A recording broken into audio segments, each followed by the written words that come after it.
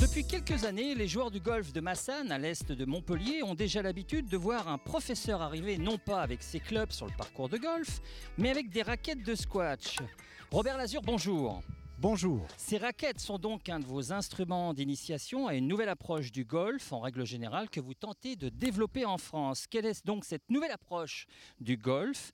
Quelle en est sa philosophie? En fait, le air golf est né d'une réflexion que j'ai eue. Je suis enseignant de golf depuis de nombreuses années et je me suis rendu compte que l'apprentissage du swing de golf est vachement difficile. Donc, on en perdait beaucoup en cours de route qui se décourageaient. Et comme j'ai toujours été féru de sport de raquette, que ce soit tennis, squash, badminton et tennis de table, j'ai eu l'idée en fait de combiner les deux. Donc, le principe du air golf est tout simple. On engage avec une raquette de squash junior et une balle de golf plus légère jusqu'à temps qu'on arrive sur le green. Une fois arrivé sur le green, on passe en golf traditionnel avec le putter et la balle de golf. Donc, c'est tout simple.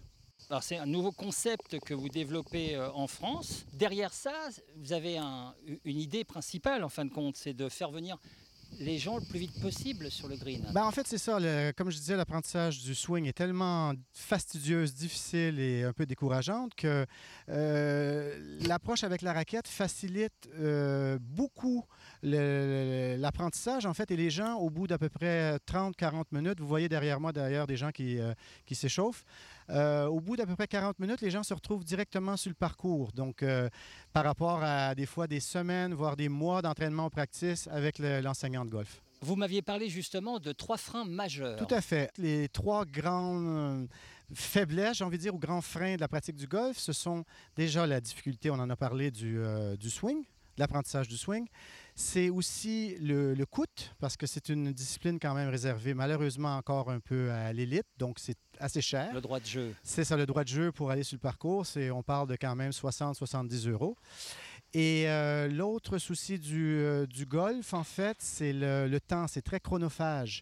Une partie de golf, c'est 4h30, 5 heures de jeu, alors que le air golf, on est sur à peu près 2 heures. Donc, les gens, en fait, goûtent au parcours, ce qui est quand même le Graal, en fait, du golf, hein, c'est de jouer sur le parcours, d'entrée de jeu par rapport au golf où on met quand même beaucoup de temps avant de maîtriser le geste.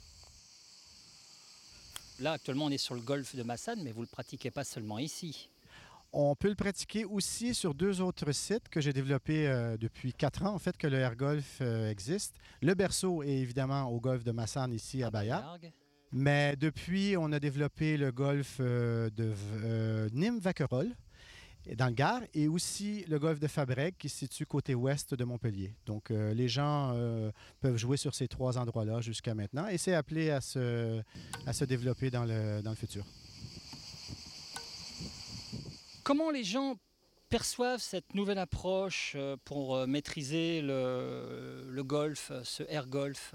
Je ne sais pas si vous parlez des golfeurs. Les golfeurs, eux, au début, ils étaient un peu surpris de voir les gens sur le parcours avec des raquettes. Les enseignants aussi, mais bon, à force d'expliquer la démarche et en fait, l'idée derrière, c'était pas de concurrencer le golf. Au contraire, c'était plutôt d'amener des gens, peut-être leur donner envie éventuellement de se mettre au golf, quoi, de faire une initiation au golf et tout.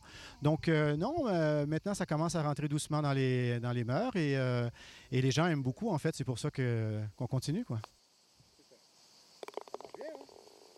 Bravo. Cette activité, qui est quand même un petit peu insolite, pourrait-on dire, est-ce qu'elle peut s'adresser également à des gens qui n'ont pas l'habitude de pratiquer le golf, du style des gens qui profitent des comités d'entreprise? Tout à fait. En fait, le golf, la clientèle cible, ce sont les non-golfeurs, justement, parce que l'idée, c'était un peu d'intéresser les gens au golf via l'approche de la raquette.